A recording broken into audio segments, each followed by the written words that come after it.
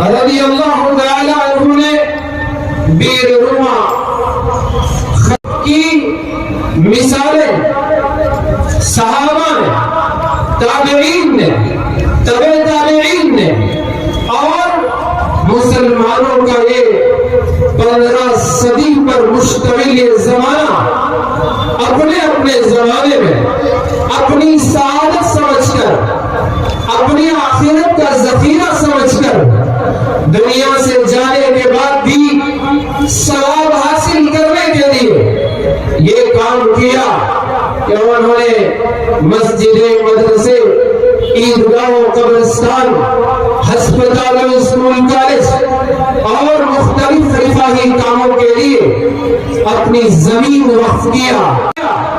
مسلمانوں نے اس فریضے کو اور اس عمل کو برابر جاری رکھا۔ ہمارے آبا و اجداد نے جہاں کہیں اپنے لیے گھر کا، اپنے محلوں کے آباد کرنے کا ارادہ کیا، اپنے محلوں کے لیے، اپنے گھروں کے لیے اس کے بیچوں بیچ اللہ کے گھروں کا بھی انتظام کیا۔ تو یہ سلسلہ آج بھی جاری ہے۔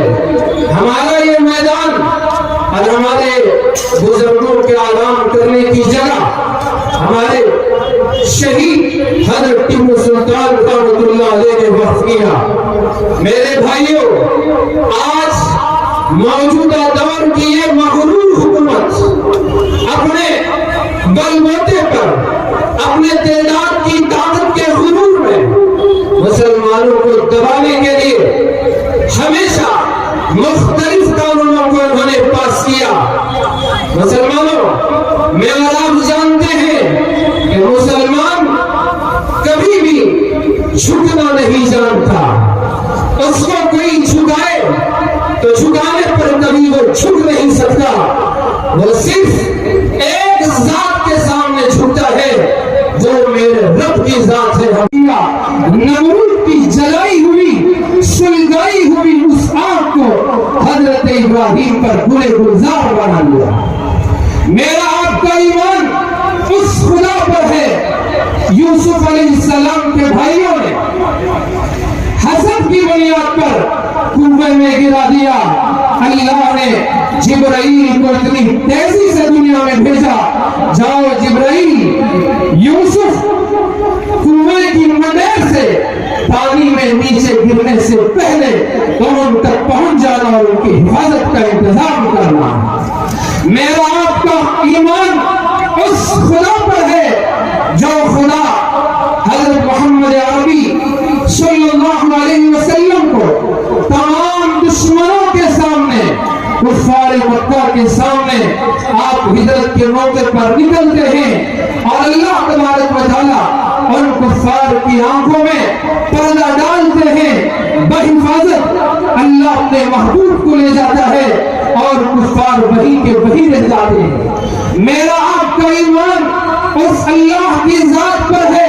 کفار نے آپ کا پیچھا کیا، غار میں آپ تشریف فرما ہے، آپ کی حفاظت کے لیے اللہ تبارک و تعالیٰ نے بڑے ہاتھیوں کو نہیں بھیجا، اونٹوں کو نہیں بھیجا، گھوڑوں کو نہیں بھیجا، کبوتر اور مکڑی کے ذریعے اللہ رب ذوالجلال نے انتظام حفاظت کا فرمایا۔ میرا آپ کا ایمان اس خدا پر ہے۔ ابراہیم نے لشکر لے کر، ہاتھیوں کا لشکر لے کر اللہ کے گھر کو ڈھانے کا ارادہ کیا، انجام اللہ نے ایسی ذلت مقدر کی کہ چھوٹے چھوٹے معمولی پرندوں کو بھیجا۔ وہ پرندے اپنے چونچ میں، اپنے پنجوں میں وہ تندری لائے اور اس ہاتھیوں کے لشکر کو ڈالا اور اس کو تباہ و برباد کر دیا۔ تو مجھے عرض کرنا یہ ہے کہ اللہ رب ذوالجلال نے اپنے گھر کی حفاظت فرمائی۔ اس طرح کے وقت کے قانون لا کر نیا جو ترمیمی قانون آپ جانتے ہیں، میں بھی جانتا ہوں، آپ نے بھی اخبار کے ذریعے، ٹیلی ویژن کے ذریعے، مختلف چینلوں کے ذریعے آپ نے اس قانون کی خرابیوں کو جان لیا۔ مسلم پرسنل لا بورڈ کے ہمارے ذمہ دار، ہمارے اکابر، ہمارے سرپرست، ہمارے علماء दिन रात की मेहनत है, आधी सदी का अरसा इसको कायम हुए गुजर गया। इन बुजुर्गों ने, इन अकाबिरीन ने जब भी उम्मत को आवाज दी, उम्मत रोड पे उतर आई, सड़कों पर उतर आई, चौराहों को जाम किया और हुकूमत वक्त को पैगाम दिया कि मुसलमान इस मुल्क में सब कुछ बर्दाश्त कर सकता है, सब कुछ बर्दाश्त कर सकता है, सब कुछ बर्दाश्त कर सकता है। रसूलुल्लाह की शरीयत में दखल अंदाजी और मुदाखलत हरगिज़ बर्दाश्त नहीं कर सकते, इसको कभी बर्दाश्त नहीं कर सकते। मैं आपके सामने उसकी चंद खराबियां आपके सामने जाहिर करना चाहूंगा। आप बताएं मुसलमानों, हमारा ये औकाफ का सिलसिला रसूलुल्लाह सल्लल्लाहु अलैहि वसल्लम से जुड़ता है। मुसलमानों ने अपनी जमीन वक्फ की, अपनी जायदाद दिया, अपना माल दिया और देकर अल्लाह के घरों को आबाद किया। तो ये मुसलमानों की वक्फ करदा ये जायदाद, ये जमीनें, इसमें जो तब्दीली कानून के जरिए से इसको हड़पने की कोशिश की जा रही है। पहले कानून ये था कि मुसलमान कोई भी वक्फ कर सकता है, गैर मुस्लिम भी किसी मस्जिद को जगह दे सकता है। ये सदियां बीत गई, कितने गैर मुस्लिमों ने मस्जिदों के लिए या किसी और चीज के लिए, उनकी रियाया के लिए, उनके हुक्मरान थे, राजा थे, तो उन्होंने अपनी रियाया को खुश करना था तो उसके लिए उन्होंने जायदादी दी। तो अच्छी बात है, अगर वो वक्त करना चाहे और रियाया को खुश करना चाहे तो उनके लिए इजाजत है, उन्होंने दिया। लेकिन मौजूदा कानून में तरमीम करके उन्होंने ये पास किया कि अब कोई गैर मुस्लिम मुसलमानों के लिए अपनी जमीन वक्फ नहीं कर सकता। लेकिन वो ये कहते हैं कि वक्फ काउंसिल में गैर मुस्लिम होंगे और वो भी लाजिमन होंगे, वक्फ बोर्ड में गैर मुस्लिम होंगे। वाले तुम्हारा दोहरा रवैया, एक तरफ तुम कहते हो कि गैर मुस्लिम वक्फ नहीं कर सकता, दूसरी तरफ तुम ये कहते हो कि वक्फ बोर्ड में कोई भी, वक्फ बोर्ड में गैर मुस्लिम दाखिल हो सकता है, जिम्मेदार बन सकता है। वही हिंदू एंडोमेंट में हमें उस पर कोई इतलाफ नहीं, हमारा मुतालबा भी नहीं कि हमारी तरफ से ये हुकूमत से डिमांड मिली कि हिंदू एंडोमेंट यानी जो उनके औकाफ हैं, क्रिश्चियनों के औकाफ हैं, सिखों के औकाफ हैं, बुद्धों के औकाफ हैं, दीगर धर्म के मानने वाले लोगों के औकाफ हैं, हमारा ये मुतालबा हरगिज़ नहीं कि किसी मुसलमान को उसमें दाखिल करो। हम किसी की उनके मजहबी मामलों में दखल देना नहीं चाहते। मुसलमान इस मुल्क का अमन पसंद शहरी है। दूसरी बात, अगर कोई मुसलमान हो जाए, डर क्यों उनको कि अगर कोई वक्फ करने के लिए, इतने नेकी को हासिल करने के लिए अगर रोक लगी तो हो सकता है कि वो अपना धर्म ही बदल ले, मुसलमान बन जाए। अजूबा हो, तारीख गवाह है, हमारे आबा व अजदाद बड़ों ने भी सहाबा के हाथों ईमान कबूल किया था। ख्वाजा अजमेरी रहमतुल्लाह अलैह के हाथों मुसलमान हुए थे और हम उनके नस्ल हैं जो वहां के बाशिंदे हैं। तो ये इस्लाम उतना ही उभरेगा जितना इसको दबाने की कोशिश की जाएगी।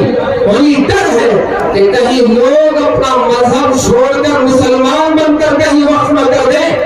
तो इसलिए उन्होंने कानून में ये भी बात लाई कि वो मुसलमान वक्फ कर सकता है जो 5 साल प्रैक्टिसिंग मुस्लिम हो, अमल पर कायम मुसलमान हो। क्या आप मस्जिद में आकर देखोगे हमारी खवातीन जो मुस्लिम है, क्या आप उनके ईमान और अमाल को बांटने के लिए आपकी तरफ से कोई नुमाइंदा कालिंदा भेजोगे? ये दोहरा मेयार। और ये बात भी मीडिया के जरिए से, हमारे मीडिया के भाई यहाँ मौजूद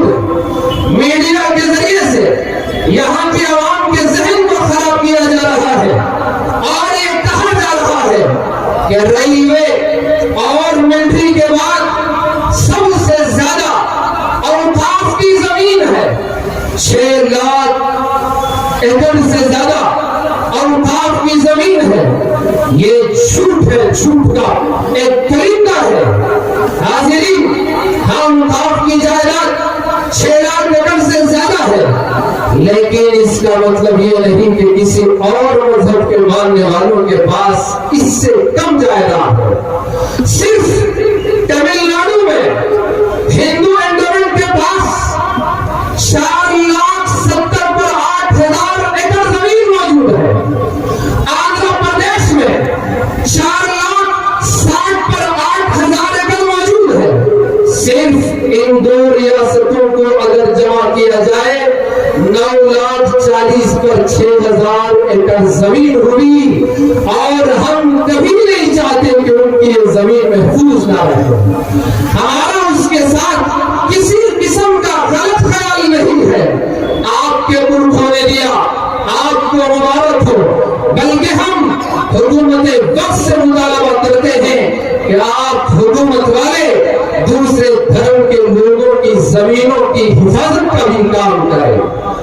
اور ہماری یہ زمین کیسے حاصل ہوئی؟ میں مسلم پرسنل لا بورڈ کے اس کاروان کے سامنے آسانی سے سمجھنے کے لیے چھوٹی سی بات کہہ دوں تو معاملہ آسانی سے سمجھ میں آ جائے گا. ہمارے محلے آباد ہوتے ہیں، گھر بنائے جاتے ہیں، لے آؤٹ بنانے والے 1-2 سینٹ 3 سینٹ یا تو وہ خود چھوڑتے ہیں یا ہماری آبادی، مسلمانوں کی آبادی آپ جیسے غیرت مند جمع ہوتے ہیں. نوجوان بھی، بڑے بھی، بزرگ بھی، مالدار بھی، غریب بھی بیٹھتا ہے، آپس میں مشورہ کرتا ہے.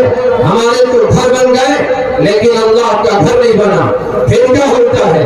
کوئی 1 روپیہ چندہ دیتا ہے، کوئی 10 روپیہ چندہ دیتا ہے، کوئی 100 200 500 1000 روپیہ چندہ دیتا ہے.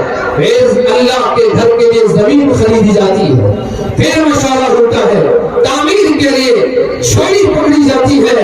ہمارا مسلمان، چھوٹے سے چھوٹا مسلمان، مزدوری کرنے والا، ٹھیلا گاڑی دھکیل کر اپنے بیوی بچوں کا پیٹ پالنے والا 1-1 روپیہ اس جھولی میں ڈالتا ہے تاکہ اللہ کے گھر کی تعمیر کا کام ہو سکے.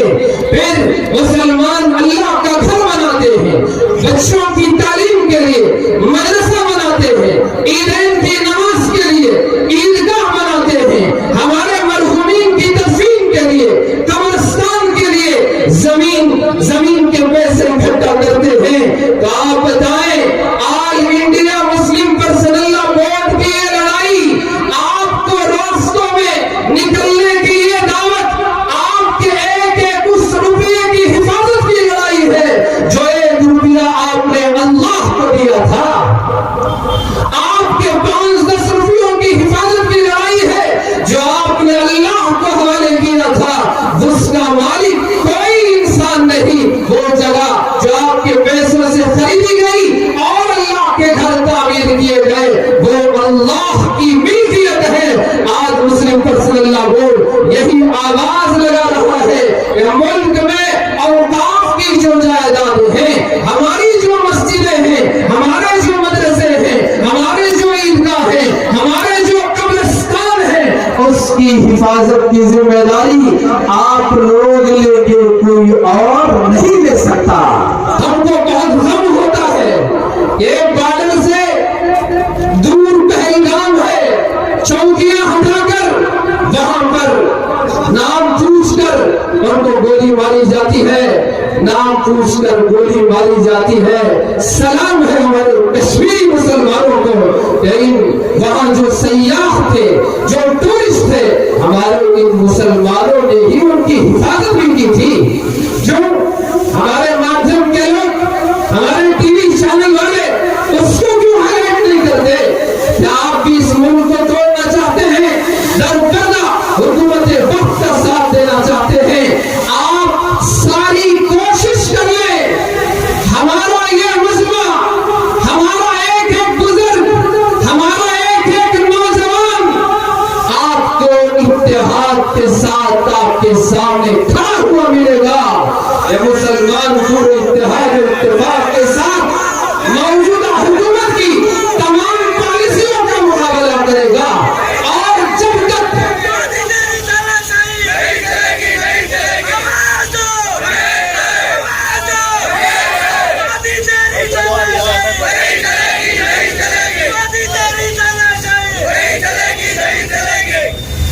हमारा ये इत्तेहाद कायम रहेगा और हमारे बुजुर्गों के साए में कायम रहेगा।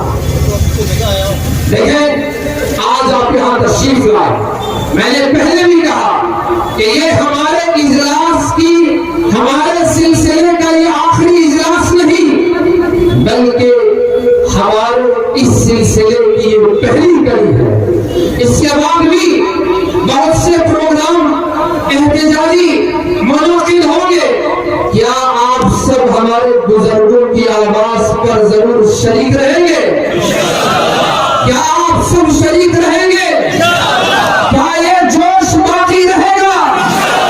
अल्लाह रब्बुल जलाल से दुआ है कि जब तक ये जहरीला बिल अपने बिल में वापस न चला जाए, उस वक्त तक मेरे मौला हमारे इत्तेहाद को बाकी रख, दायम रख, और इस बिल और कानून को हमेशा खत्म कर, और हमारा आपसी इत्तेहाद हमेशा के लिए कायम और बाकी रहे। मेरे बुजुर्गों, आज हमारे दरमियान हमारे करम फरमा हजरत वाला, हम सब के पेशवा और मुरब्बी हजरत मौलाना मेरे ताया मुहतरम इस जलसे के सदर आली वकार अपनी अलादत तबलीग के बावजूद हमारे दरमियान तशरीफ